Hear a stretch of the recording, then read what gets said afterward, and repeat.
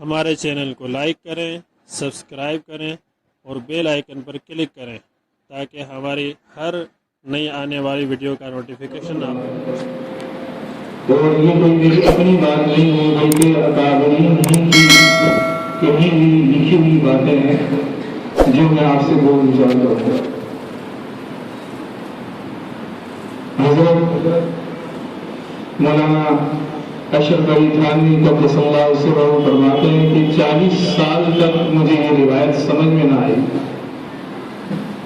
اشد الناس بلاء الانبیاء ثم الامثل فالامثل، کہ میری سمجھ میں نہیں آتا کہ اللہ کا مقرب ہو کر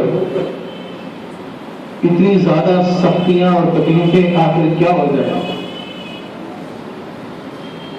حدیث کا مفہوم یہ ہے کہ اللہ تبارک و تعالی سب سے زیادہ انسانوں کے اندر جو تکلیف، مصیبتوں اور پریشانیوں میں، آزمائش اور فتنوں میں مبتلا جس کو رکھتے ہیں وہ انبیاء علیہ السلام ہوتے ہیں۔ پھر جو انبیاء کے زیادہ قریب ہوتے ہیں یا ان کے نقش قدم پر چلنے والے یعنی صحابہ کرام رضوان اللہ تعالی علیہم، پھر ان کے جو زیادہ قریب ہوتے ہیں یعنی تابعین، علماء کرام، ائمہ مجتہدین، سلف صالحین، کتب و ابدال بزرگان دین۔ تو فرمانے لگے کہ میری سمجھ میں نہ آیا، لیکن آخر کار مجھے جواب مل گیا۔ حضور نبی کریم صلی اللہ علیہ وآلہ وسلم ارشاد فرماتے ہیں کہ 1,00,000 کم و بیش 24,000 پیغمبر اللہ تبارک و تعالی نے ان کو جو مسائل اور تکلیفوں میں گھیرے رکھا، ان سب کی تکلیفیں ایک طرف، میری یہ کہ تنہا کی تکلیف ایک طرف۔ آپ علیہ السلام کو جو تکالیف، جو مسائل، جو مشکلات، جو پریشانیاں آئیں، پوری امت کی تکالیف، تمام انبیاء علیہ السلام کی تکالیف کو ایک پردے میں رکھ دیا جائے تو محمد عربی صلی اللہ علیہ وسلم کی صرف ایک تکلیف اس پردے کو اوپر کرنے کے لیے کافی ہے، اونچا کرنے کے لیے کافی ہے۔ ایک واقعہ حدیث کی روشنی کے اندر لکھا ہے کہ جب آپ علیہ السلام نے دعوی نبوت فرمایا تو عرب کے اور مشرکین مکہ اور کفار مکہ کے لوگوں کو بڑا گرا گزرا۔ کل کا بچہ ہمارے سامنے آج نئی شریعت اور نئی نبوت کا دعویٰ کر رہا ہے۔ میدان لگا ہوا تھا، میدان کے اندر آپ علیہ السلام کو اتنا زد و کوب کیا، اتنا زیادہ تشدد کا نشانہ بنایا کہ حضرت زینب رضی اللہ تعالی عنہ وہ گھر سے نکلتی ہیں، دیکھتی ہیں کہ بڑا رش لگا ہوا ہے، بڑا شور شرابہ، بڑا ہنگامہ کرتا ہے، آپ کو کوئی لڑائی یا جھگڑا ہو رہا ہے، جا کے دیکھتی ہیں تو وہاں پر محمد عربی صلی اللہ علیہ وسلم کو لوگ زد و کوب کر رہے ہیں۔ وہ گلے سے جا کے چپٹ جاتی ہے، لپٹ جاتی ہے اور پکار کے کہتی ہے کہ میرے ابا جان کو مت مارو، میرے ابا جان نے تمہارا کیا بگاڑا ہے؟ یہ تو یتیموں کے سر پر ہاتھ رکھنے والے ہیں، یہ تو غریبوں کے والی ہیں، یہ تو غیر مسلموں سے بھی محبت کرنے والے ہیں، یہ تو مسکینوں کے والی ہیں، تم میرے ابا جان کو کیوں مارتے ہو؟ آخر ان کا قصور کیا ہے؟ اگر انہوں نے کوئی قرض لیا ہے تو میں کوشش کر کے، محنت کر کے کما کے آپ کا قرض واپس کر دوں گی، لیکن میرے ابا جان کو مت مارو۔ تو روایت گواہ ہے کہ جب حضرت زینب رضی اللہ تعالیٰ عنہ اٹھتی ہے جسم سے لمش ہو کر تو ان کے کپڑے لہو لہان ہوتے ہیں۔ وہ خون کے قطرے کس کے تھے؟ وہ خون کے قطرے محمد عربی صلی اللہ علیہ وسلم کے تھے۔ وہ خون کے قطرے تو بہت بڑی بات ہے میرے بھائیوں۔ آپ علیہ السلام کے وضو کا بچا ہوا پانی صحابہ کرام زمین پر نہیں گرنے دیا تھا۔ آپ علیہ السلام کے خون کے قطرے تو بہت بڑی بات ہے۔ صحابہ کرام آپ علیہ السلام کے پسینہ اطہر کے قطروں کو، پسینہ اطہر کے قطروں کو اپنی عطر کی شیشیوں کے اندر ڈال کر معطر کیا کرتے۔ آپ علیہ السلام کے جب حج مبارک فرمایا کرتے تو بال کے ایک ایک بال کو جو ہے صحابہ کرام کے اندر تقسیم کیا جاتا۔ خالد بن ولید رضی اللہ تعالیٰ عنہ کے متعلق آتا ہے کہ وہ جس جنگ میں ہوتے تھے فتح کرتے تھے، ان سے پوچھا تو انہوں نے کہا کہ میری پگڑی میرے امامے میں آپ علیہ السلام کا منہ مبارک ہوتا ہے۔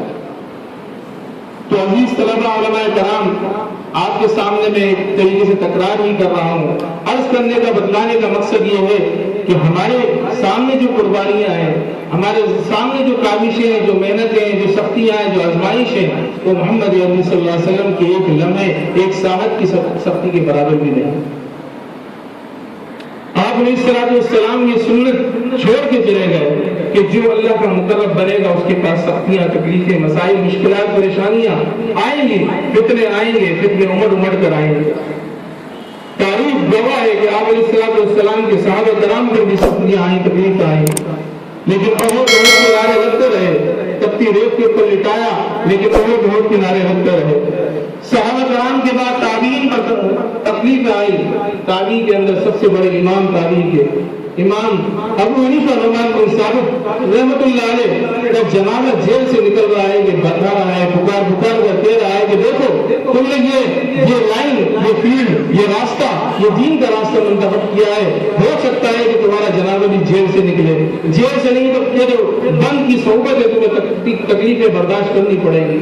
امام مالک رحمۃ اللہ علیہ جب درس حدیث دے رہے ہیں، بچھو کاٹ رہے ہیں، چہرے کے رنگ زرد ہے، پکار کر وہ منظر یہ کہہ رہا ہے کہ دیکھو تم دینی خدمات کرو گے، تم پر تکلیفیں، مسائل، مشقتیں آئیں گی، تمہارے اپنے بھی، تمہارے غیر بھی تم پر جو یہ صحبتیں، یہ جو بند کے اندر تمہیں مبتلا کریں گے، کوئی تمہارا پانی بند کر دے گا، کوئی تمہاری بجلی بند کر دے گا، کوئی تمہاری گیس بند کر دے گا، کوئی تمہارا کھانا بند کر دے گا، کوئی تمہارے بیوی بچوں کو مار دے گا، لیکن امام اعظم ابو حنیفہ رحمۃ اللہ علیہ کی ان قربانیوں کو یاد رکھنا، امام مالک رحمۃ اللہ علیہ کی ان قربانیوں کو یاد رکھنا، امام احمد بن حنبل رحمۃ اللہ علیہ کی جیل سے جنازے کو یاد رکھنا۔ وہ کوڑے کھاتے گئے، داروغہ کوڑے مارتا رہا، لیکن امام احمد بن حنبل رحمۃ اللہ علیہ نے خلق قرآن کے مسئلے پر اپنے عقیدے کو، اپنے نظریے کو بالکل بھی نہیں بدلا، بلکہ ڈاکو نے آ کر وہ تسلی دی اور کہا کہ آج کے بعد میرے اندر اور حوصلہ بڑھ گیا، اور حوصلہ بلند ہو گیا، میں اپنے عقیدے پر ڈٹا رہوں گا اور خلق قرآن کا کبھی بھی قائل نہیں ہوں گا، چاہے تو جان چلی جائے۔ یہ ترتیب چلی آ رہی ہے، یہ ترتیب چلی آ رہی ہے۔ اکابرین نے علماء کرام نے لکھا ہے کہ امام احمد بن حنبل اگر ڈگمگا جاتے، امام احمد بن حنبل رحمۃ اللہ علیہ اگر اپنے عقیدے پر ڈگمگا جاتے تو آج ہمارے کو قرآن صحیح سالم نہیں ملتا، آج ہمارے کو حدیث مبارکہ صحیح سالم نہ ملتی، ہو سکتا ہے کہ قرآن اور حدیث ہمیں ملتا ہی نہ۔ یہ ہمارے اکابرین کی قربانیاں اور تاریخ گواہ ہے کہ اکابرین کے حالات اٹھا کر دیکھ لیں، اکابرین کے حالات اٹھا کر دیکھ لیں کہ آخری ایام کے اندر جو تکلیفیں، جو مصیبتیں، جو پریشانیاں ان حضرات پر آئی ہیں، شاید ہی کسی پر آئی۔ امام بخاری رحمۃ اللہ علیہ اتنا دین کا کام کیا، عرب اور عجم نے گھٹنے ٹیکنے پر مجبور ہو گئے تو کہا کہ واقعہ یہ حافظ الحدیث ہے، واقعہ بنی امام بخاری ہے، لیکن جس جگہ جاتے، جس علاقے میں جاتے وہاں سے ان کو نکال دیا جاتا، جیلا وطن کر دیا جاتا، موت کی تمنا کرنے لگ گئے۔ تو یہ آخری ایام تو راحت کے، سکون کے ہوتے ہیں، لیکن ان آخری ایام کے اندر ہمارے اکابرین کے جنازے جیل سے نکل رہے ہیں، ہمارے اکابرین پر صعوبتیں، تکلیفیں، مشقتیں ان کے اوپر ڈالی جا رہی ہیں، ہمارے اکابرین کو جو زمین کو تنگ کیا جا رہا ہے، یہ کیوں ہے؟ اس لیے کہ اشد الناس بلاء الانبیاء، اس کا مزداد بننا ہے، ثم الامثل فالامثل کا مزداد بننا ہے، اللہ کا مقرب بننے کے لیے اللہ تبارک و تعالی انبیاء علیہ السلام کے درجات کے بعد بزرگان دین اور علماء کرام کی جو درجات رکھتے ہیں، اس کے لیے ان کو تکلیفوں میں، مصیبتوں اور فتنوں میں مبتلا کر کے ان کے درجات بلند کر دیں گے، تاکہ جو درجہ جنت کے اندر اللہ تبارک و تعالی نے ان بزرگوں کا، ان اکابرین کا،